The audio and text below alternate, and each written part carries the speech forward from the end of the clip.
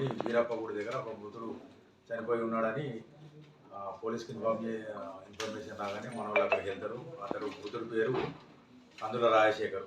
అతడు ఒక యువకుడు, మ్యారేజ్ కాలేదు. తద్వారా తెలిసింది అతడు వాళ్ళ తండ్రి ఫిర్యాదు మేరకు మేము హత్య కేసు కింద నమోదు చేసుకుని కేసు దర్యాప్తు చేపట్టాము. దీనిలో SI Sandeep and CI Malyala Neelamarao గారు ఈ కేసు దర్యాప్తు మొదలుపెట్టారు. దర్యాప్తులో భాగంగా అక్కడ శవ పంచనామా నిర్వహించడం జరిగింది. మృతుడి శరీరంపై అతడి తల మీద కొట్టి కింద పడేసి పెట్రోల్ పోసి కాలబెట్టి తర్వాత నోట్లో మట్టి కుట్టినట్టు శవ పంచనామాలో తేలింది. దీని మీద శవ పంచనామా అనంతరం డెడ్ బాడీని పిఎంకి పంపించడం జరిగింది. తర్వాత పరిశోధనలో భాగంగా ఏంటంటే టెక్నికల్ ఎవిడెన్స్ ద్వారా అతడు ఎవరు చంపిండు అనే దాని మీద విచారణ చేపట్టిన తర్వాత దీనిలో విచారణ తేలింది ఏంటంటే ఈ మృతుడును ఇక్కడ ఇప్పుడున్న ఈ కేసులో కమల్ అనే వ్యక్తి ఇద్దరు కూడా పక్కపక్క దగ్గర ఇళ్ళ వ్యక్తులు. వీళ్ళు గతంలో ఇద్దరు సన్నిహితంగా ఉండేవాళ్ళు. కొన్ని కారణాల వల్ల ఏంటంటే వీళ్ళకి మనస్పర్ధలు వచ్చేసి విడిపోయారు. తర్వాత ఈ మధ్యనే రీసెంట్గా 4 రోజుల క్రితం వీళ్ళకి మాటలు కలిసినాయి. ఈ క్రమంలో ఏంటంటే కమలును వాళ్ళ మామ తిరుపతి అని గొర్రెగొండం అతను, వీళ్ళిద్దరూ గడ్డి కోయడానికి ఒక పని మాట్లాడుకొని అక్కడికి వెళ్తారు. వెళ్తే అక్కడ పని దొరకకపోతే వచ్చేసి మలయాళంలో బీర్లు తీసుకొని వచ్చేసి ఇక్కడ మన బీరప్ప గుడి వెనకాల బీర్లు తాగుతూ ఉంటారు. మళ్ళీ మధ్యాహ్నం నుంచి తాగుతూ ఉంటారు. తర్వాత ఆ బీర్లు అయిపోగానే మళ్ళీ మన పుడూరు చెరువుల దగ్గరికి వెళ్ళి మళ్ళీ తీసుకొచ్చుకొని మళ్ళీ తాగుతూ ఉంటారు. వీళ్ళు లేచిపోయే క్రమంలో ఏంటంటే మృతుడు కూడా రాజశేఖర్ కూడా అక్కడికి వస్తారు. అరే ఇప్పుడు ఎందుకు పోతారో మళ్ళీ తాగుదామని చెప్పేసి మళ్ళీ అతను ఏంటంటే మన దగ్గర డబ్బులు లేవంటే ఇతను మృతుడు ఏం చేస్తాడంటే నా ఏటీఎం కార్డు ఉన్నది అని చెప్పి ఆ ఏటీఎం కార్డు వీళ్ళకు ఇచ్చి దాని పిన్ నెంబర్ కూడా చెప్తాడు. పిన్ నెంబర్ చెప్పిన తర్వాత సరే మా దగ్గర కూడా ఉన్నాయని చెప్పేసి ఇతడికి మృతుడు ఏం చేస్తాడంటే A1కు 360 రూపాయలు ఫోన్పే కూడా చేస్తాడు బీర్లకు. వీళ్ళు పోయి మళ్ళీ బీర్లు తీసుకొచ్చుకొని తాగుతారు.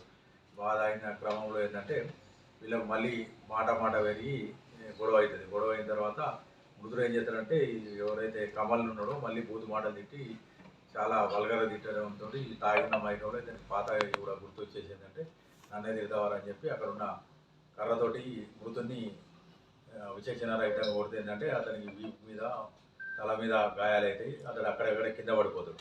కింద పడిపోయి రక్తస్రావం ఉంటే వీళ్ళకి భయం అవుతుంది. వీడు మళ్ళీ లేస్తే మమ్మల్ని గుర్తుపడతారని చెప్పేసి వీడు ఏటు వాళ్ళ బావ సాయంతో ఏంటంటే అక్కడే వీళ్ళ ఈ మృతుని యొక్క స్కూటీ ఉంటుంది. ఆ స్కూటీని పగలగొట్టి దాంట్లో పెట్రోల్ తీసి అది కాలుకొని అంటే బర్నీ తీస్తోటి అయిపోవాలని అంటే ఎవిడెన్స్ మాయం చేయాలని చెప్పి మృతుని కాలబెట్టడానికి ట్రై చేస్తాము.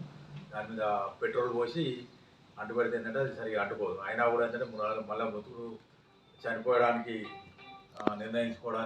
నిర్ధారించుకోవడానికి వాళ్ళు ఏంటంటే అక్కడ ఉన్న పక్కకుండా ఉన్న ఇసుకని తీసుకొచ్చి అతని నోట్లో వేసి అతనికి ఊపిరాడకుండా చేసి చంపేస్తారు. చంపేసి అతని దగ్గర ఉన్న పర్సు ప్లస్ ఏటీఎం కార్డు తీసుకొని వీళ్ళు చక్కగా ఏంటంటే గంగాధరకి వెళ్తారు. గంగాధర వెళ్ళి రాత్రి 1:00-1:30 ప్రాంతంలో ఈ మృతుని ఏటీఎం కార్డు తోటి పైసలు డ్రా చేస్తారు. 4,500 ఒకసారి, 8,000 ఒకసారి డ్రా చేసి మళ్ళీ పూడూరుకు వచ్చి అక్కడ గంట సేపు ఉండి తర్వాత ఈ గొర్రెగొండం వెళ్తారు. వీళ్ళ ఎవరైతే తిరుపతి ఇంటికి వెళ్తారు. తిరుపతి ఇంటికి వెళ్ళి అక్కడ రాత్రి ఉండి తర్వాత వేరే రకంగా తిరుగుతూ ఉంటుందంటే మళ్ళీ ఇటు మాకు ఈ ఇన్వెస్టిగేషన్ మేము మొదలుపెట్టిన నుంచి మాకు ఈ ఏదైతే గంగాధరలో ఏటీఎంలో డ్రా చేసిన విషయం వాళ్ళ తల్లికి మెసేజ్ వస్తుంది. ఆ తల్లి నంబర్ మీద ఉంటుంది అన్నట్టు డబ్బులు డ్రా అయినట్టు.